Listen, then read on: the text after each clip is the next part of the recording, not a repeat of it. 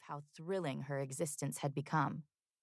It is all so far from the world in which she grew up. Chapter 1. How different it could all have been. Taylor Swift was never meant to be a singer-songwriter. She was supposed to become a stockbroker. Her parents even chose her Christian name with a business path in mind. Her mother, Andrea, selected a gender-neutral name for her baby girl so that when she grew up and applied for jobs in the male-dominated finance industry, no one would know if she were male or female. It was a plan that came from a loving place, but it was not one that would ever be realized. Instead, millions and millions of fans across the world would know exactly which gender Andrea's firstborn was, without ever meeting her.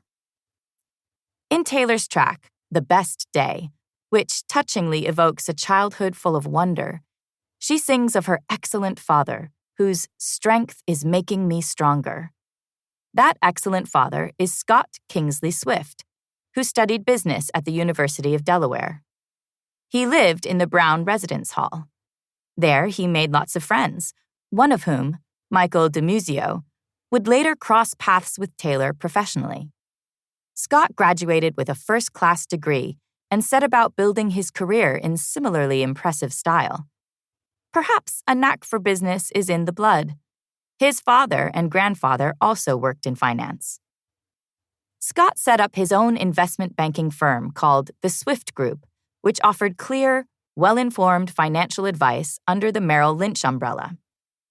He had joined the world-renowned firm in the 1980s and rose quickly, eventually becoming the first vice president.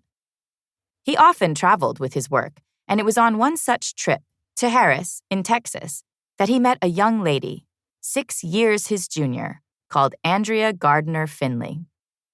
Like him, she worked in finance as a marketing manager in an advertising agency and was a determined and highly driven soul.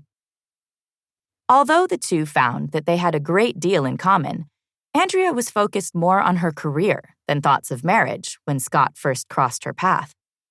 She had needed to work hard to break into the finance industry, which, in the late 1970s, was an almost entirely male sector. Yet break in she did, and she could afford to feel immense satisfaction at having done so. As Taylor later told a television interviewer, her mother had, prior to meeting Scott, a career on her own and lived alone, and was financially independent.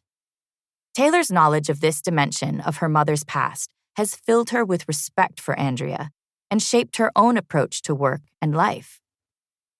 Having worked so hard and been so strong, Andrea was not in the mood to take her eye off the ball. Yet, when she met Scott, he melted her heart, and they quickly fell in love. They married in Texas on 20th of February, 1988, but moved to Pennsylvania, settling in West Reading in Berks County. Then, at the age of 30, Andrea found out she was pregnant with her first child. The girl was born on 13th of December, 1989, in Wyomissing.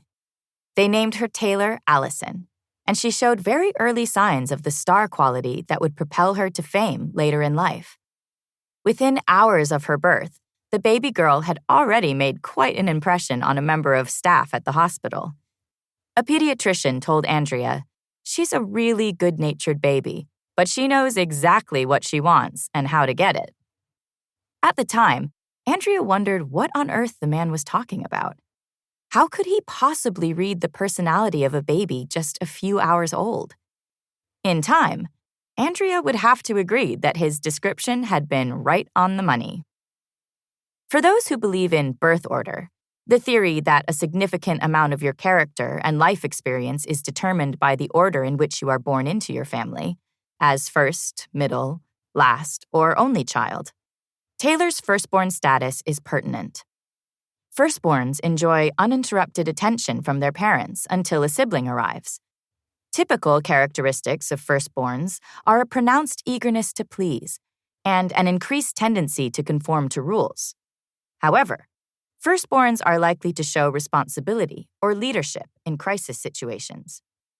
They can also be nurturing and caring, but are vulnerable to episodes of self